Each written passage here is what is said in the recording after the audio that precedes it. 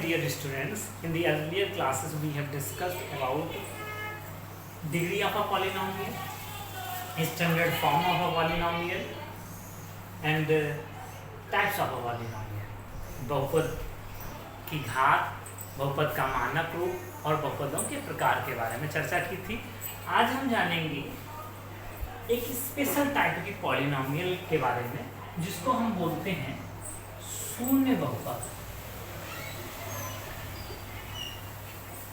शून्य बहुपद होता क्या है? ऐसा बहुपद जिसके जो चर होते हैं, चर के गुणांक अगर शून्य हो तो हम उनको क्या कहते हैं? शून्य बहुपद कहते हैं। जैसे मैंने एक बहुपद लिखा 0 × x⁴ प्लस 0 × x। इसमें हर पद में चर का जो गुणांक है वो क्या है? x का गुणांक 0 है, x² का भी गुणांक क्या है? 0 है। तो हम इसको क्या बोलते हैं? शून्य बहुपद बोलते हैं। अब जान लेते हैं ये स्पेशल क्यों है। देखिए, पहली बात, अगर हम इस बहुपद की घात के बारे में जानना चाहें कि इस बहुपद की घात क्या होगी, शून्य बहुपद की घात क्या होगी, तो कोई ये कह सकता है कि 0 × x⁴ लिख सकते हैं, वो भी शून्य है। कोई ऐसे भी कह सकता है 0 × x² प्लस 0 × x लिख। तो अगर हम बहुपद की घात के कॉन्सेप्ट पर जाएं तो हम कहेंगे कि इसकी घात तो 1 होगी, कोई कहेगा इसकी घात 1 होगी, 2 होगी। तो हम ये डिफाइन नहीं कर सकते हैं कि मैथ्स में हर चीज़ें फिक्स वे में काम करती हैं। यहाँ पर चर की जो घात है वो परिभाषित नहीं है, इसीलिए हम इसको स्पेशल कैटेगरी में रखते हैं कि जो शून्य बहुपद है, शून्य बहुपद की अगर कोई आपसे पूछता है कि शून्य बहुपद की घात क्या होती है, तो शून्य बहुपद की घात परिभाषित नहीं है। तो शून्य बहुपद की घात परिभाषित नहीं है। ये घात नहीं होती है, ऐसा भी बोल सकते हैं। अच्छा, और दूसरी क्या खास बात है? क्या आप लोग कोई ऐसा एग्जाम्पल दे सकते हैं? चलिए, इस एग्जाम्पल पर जाने से पहले हम बात कर लेते हैं बहुपद के शून्य की, फिर हम पुनः इस दूसरे पॉइंट पर लौटेंगे। बहुपद के शून्य होता क्या है?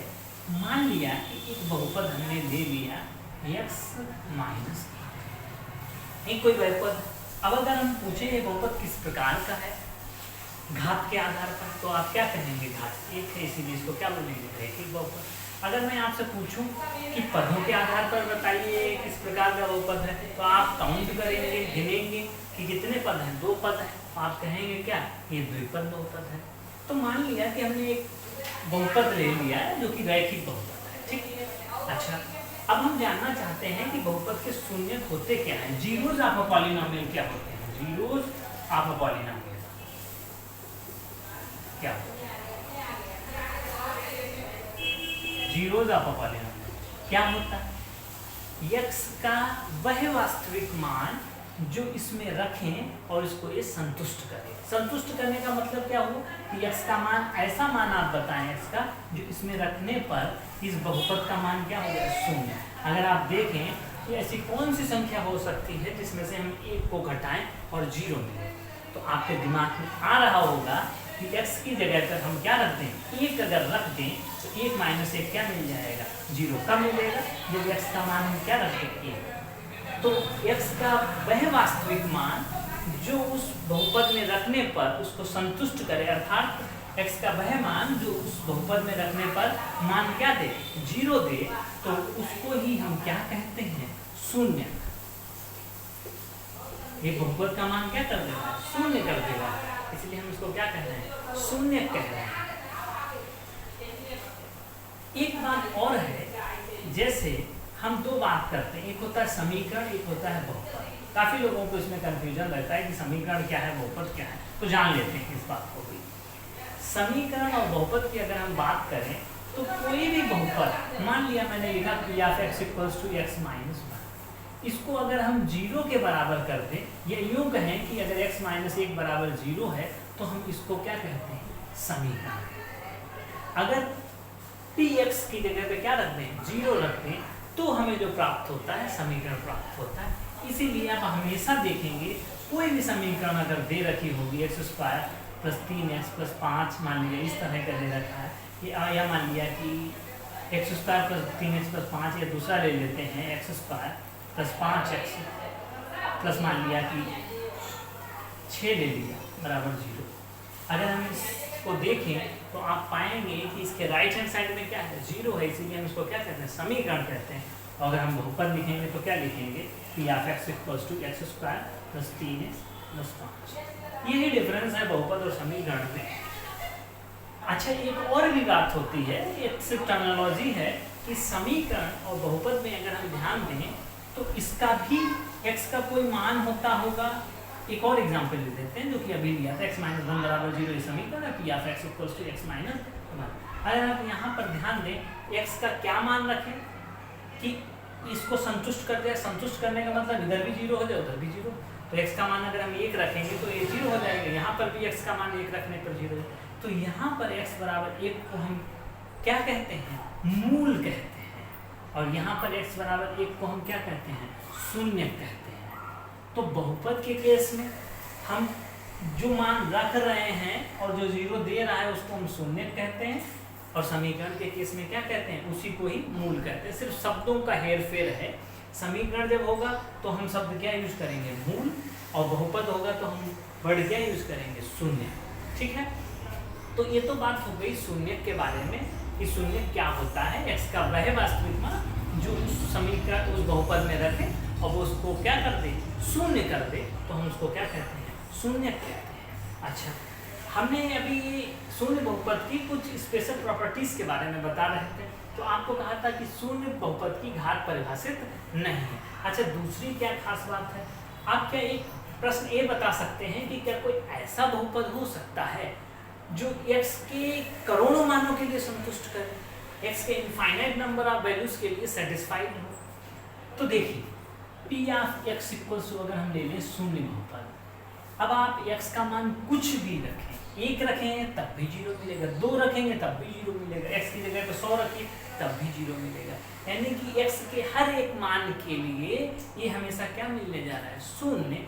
इसीलिए इसकी एक खास बात हमें और पता चल गई कि क्या, कि इसके जो शून्य होते हैं वो क्या होते हैं, सभी वास्तविक संख्याएं होती हैं। तो ये तो दो खास बातें हो गई शून्य बहुपद की। अब हम तीसरी एक और स्पेशल टाइप का ही ले लेते हैं जिसको हम बोलते हैं अचर बहुपद। अचर बहुपद, अब अचर बहुपद क्या होता है वो भी जान लेते हैं।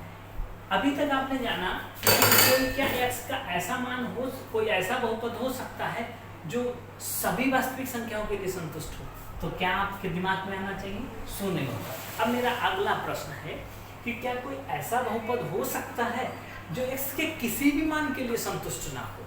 तो देखिए, अगर आप ध्यान दें तो अचर बहुपद, अचर बहुपद मान लिया कि मैंने ले लिया px = 2। अभी हमने इसको एक पद बहुपद में भी डिस्कस किया था कि 2, इसमें एक पद है, लेकिन इसका एक स्पेशल नेम ये भी है कि अचर बहुपद है, क्योंकि ये संख्याएं हैं जो कि फिक्स हैं, और अचर के बारे में हम आपको पहले ही बता चुके हैं। तो अचर बहुपद px = 2 ले लिया, यानी कि x में कोई बहुपद है जिसका मान कितना है, 2।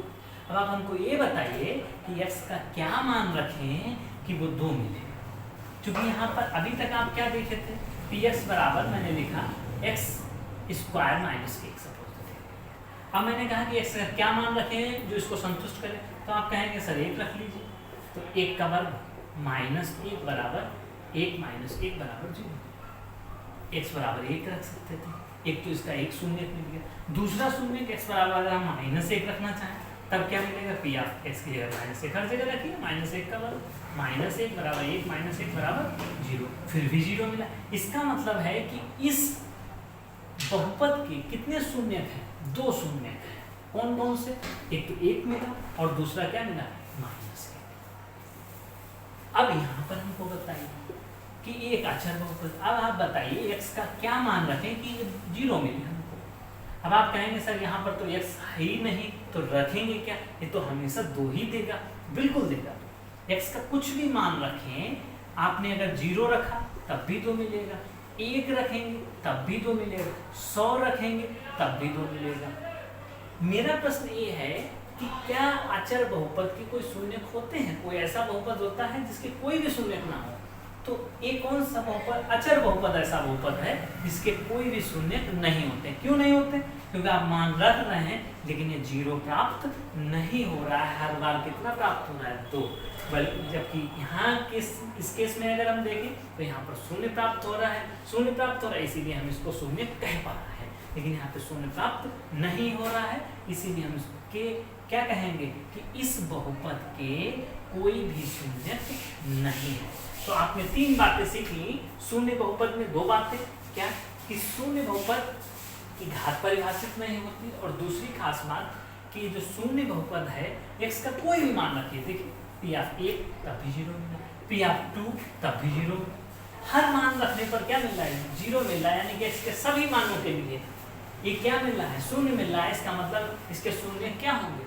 जितने आप जानते हैं वो सब लिख सकते हैं, इनफाइनाइट नंबर ऑफ वैल्यूज। लेकिन यहाँ पर नहीं मिल रहा है। तो तीसरी खास बात हम ये जाने कि एक अचर बहुपद ऐसा बहुपद होता है जिसके कोई भी शून्यक नहीं।